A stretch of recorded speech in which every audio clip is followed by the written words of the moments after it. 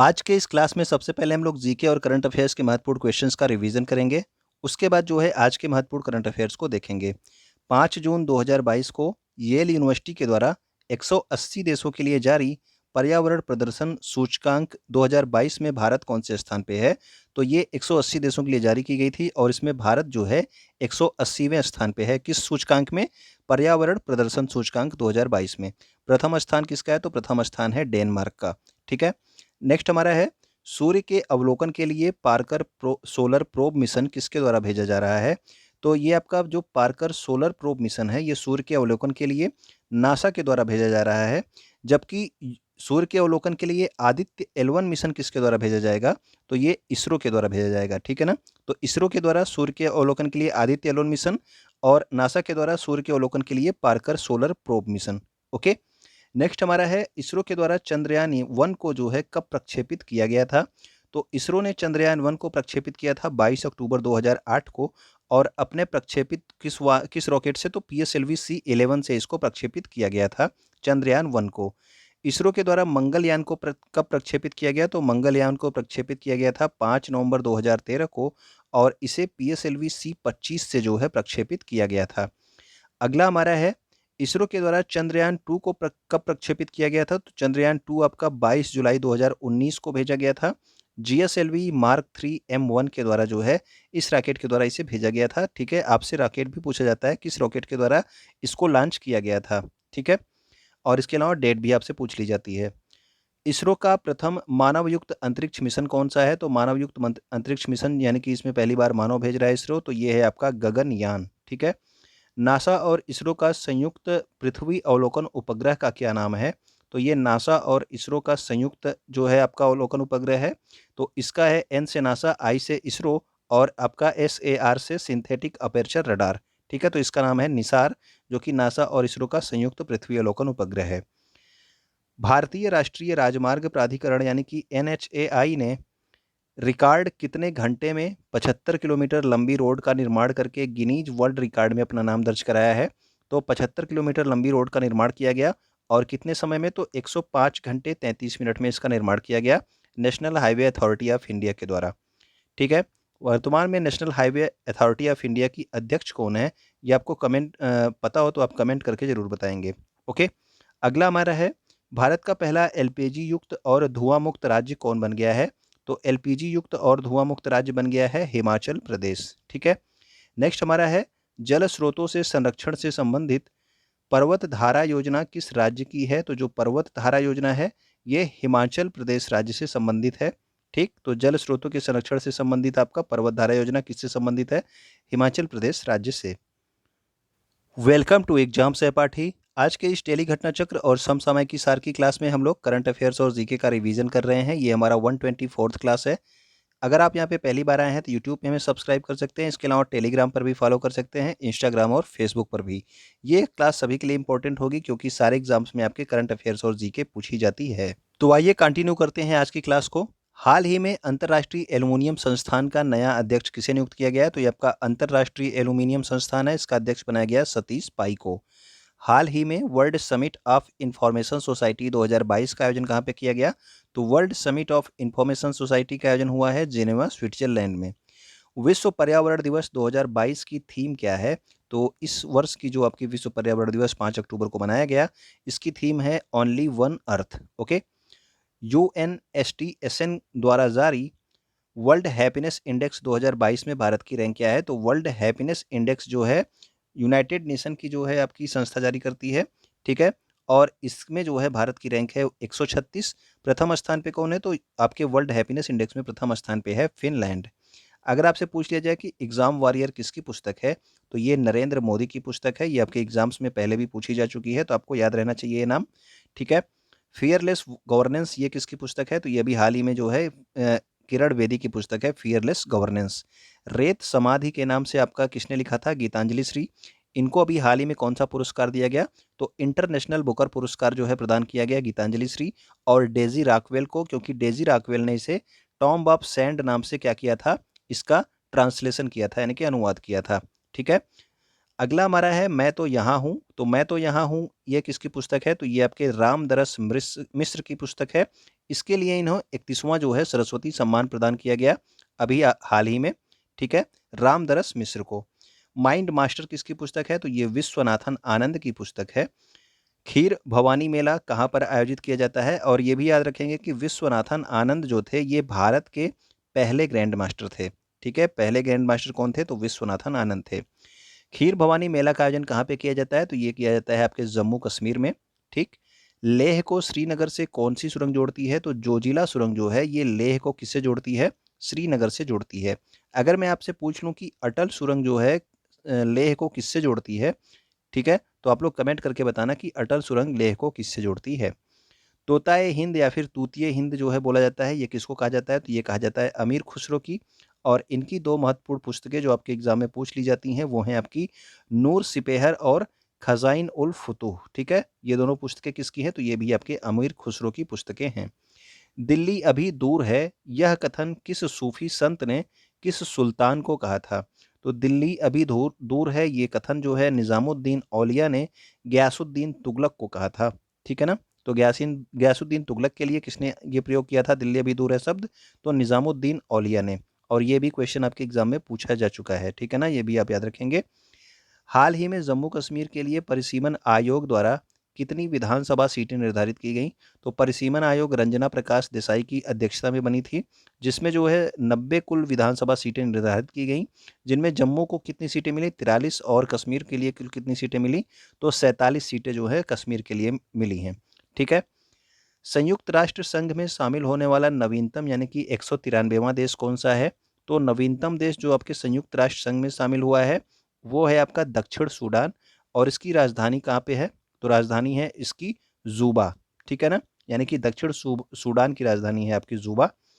अब आपका है 44वें शतरंज ओलंपियाड का शुभंकर जो है क्या है?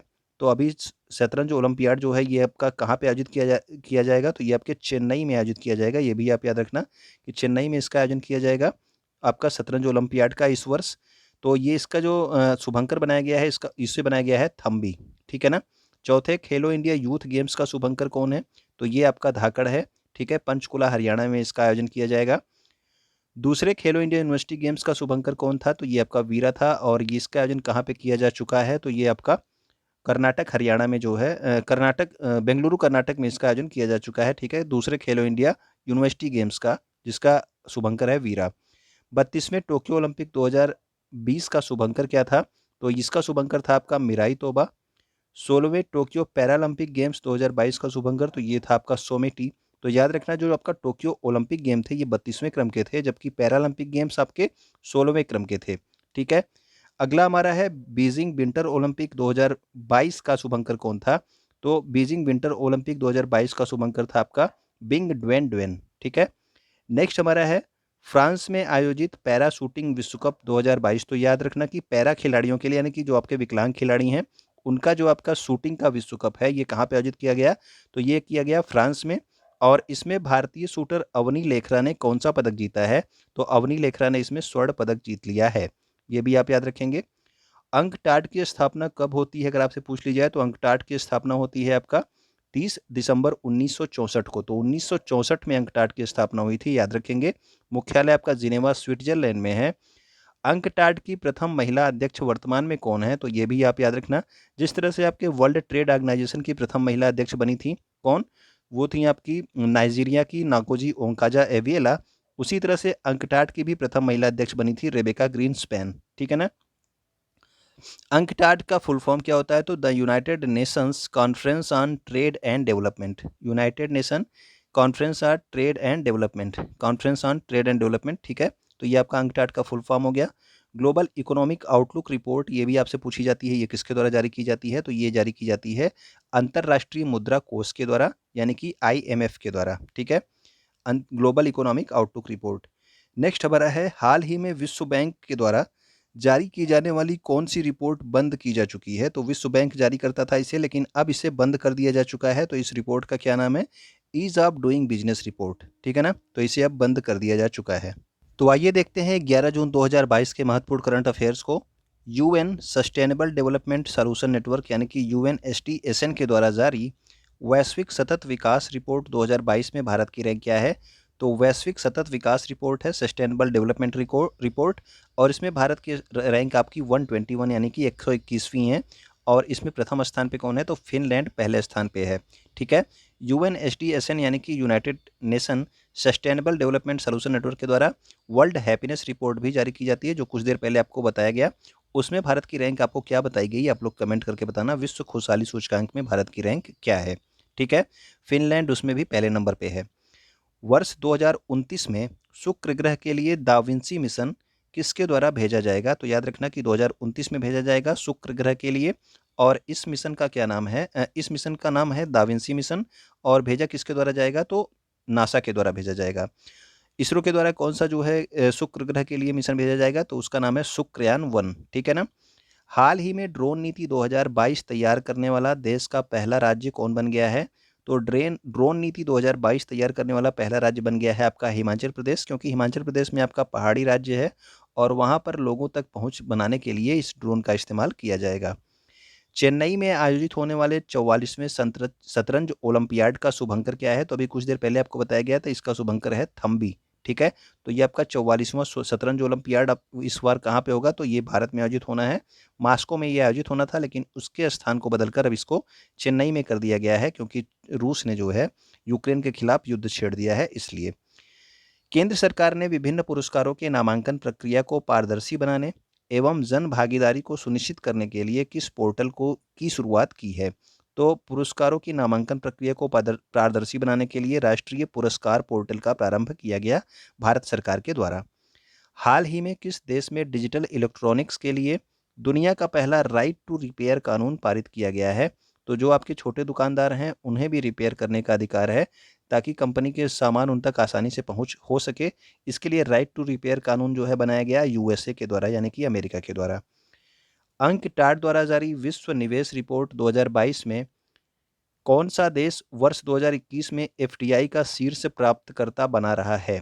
तो ये आपका यूएसए यानी कि अमेरिका है, जिसको जो है पूरे वर्ल्ड में सबसे ज़्यादा एफडीआई यानी कि प्रत्यक्ष विदेशी निवेश प्राप्त हुआ है।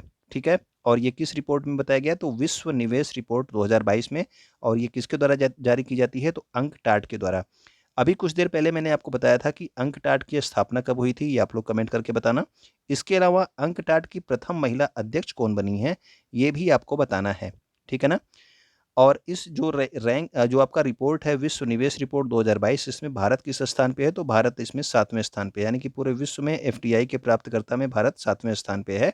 पहले स्थान पे आपका यूएसए है। हाल ही में किस भारतीय को अंतर्राष्ट्रीय मुद्रा कोष यानी कि इंटरनेशनल मॉनिटरी फंड आईएमएफ के एशिया प्रशांत क्षेत्र का निदेशक बनाया गया है? तो एशिया प्रशांत क्षेत्र में जो आपकी आईएमएफ का मुख्यालय है, उसमें जो है अध्यक्ष किसे बनाया गया? तो ये बनाया गया कृष्णा श्रीनिवासन को। ठीक है। लोकतंत्र के स्वर और द रिपब्लिकन एथिक्स किस भारतीय व्यक्तित्व के चुनिंदा भाषण हैं? तो ये आपके जो वर्तमान में अभी राष्ट्रपति हैं, ठीक है, इनका कार्यकाल 24 जुलाई तक रहेगा 2022 तक। तो इनके जो है कुछ महत्वपूर्ण भाषणों का जो है संकलन है आपका लोकतंत्र के स्वर और द रिपब्लिकन एथिक्स। ठीक है, याद रखेंगे, ये क्वेश्चन आपके लिए इंपॉर्टेंट बन सकता है। नेक्स्ट हमारा है, प्रधानमंत्री नरेंद्र मोदी ने कहाँ पर भारतीय राष्ट्रीय अंतरिक्ष संवर्धन और प्राधिकरण केंद्र के मुख्यालय का उद्घाटन किया है? तो इसका उद्घाटन कहाँ पे किया गया है? तो ये किया गया है आपका अहमदाबाद में। ठीक है ना। भारतीय राष्ट्रीय अंतरिक्ष संवर्धन और प्राधिकरण केंद्र का मुख्यालय कहाँ पे? अहमदाबाद में किया गया। जून 2022 में किस राज्य या केंद्र शासित प्रदेश में सूफी उत्सव का आयोजन किया गया? तो सूफी उत्सव का आयोजन कहाँ पे किया गया? तो ये किया गया श्रीनगर जम्मू कश्मीर में। इसके अलावा खीर भवानी मेले का आयोजन भी आपके जम्मू कश्मीर में किया गया। तो उम्मीद करता हूँ कि आपको चीज़ें अच्छी लगी होंगी, तो आप वीडियो को कमेंट करके हम बताएंगे हमें। ठीक है ना। और वीडियो आप शेयर कर दीजिएगा, क्योंकि करंट अफेयर्स और जीके सभी के लिए इंपॉर्टेंट होती है। वीडियो को लाइक कर दीजिएगा। वीडियो को देखने के लिए आपका बहुत बहुत धन्यवाद।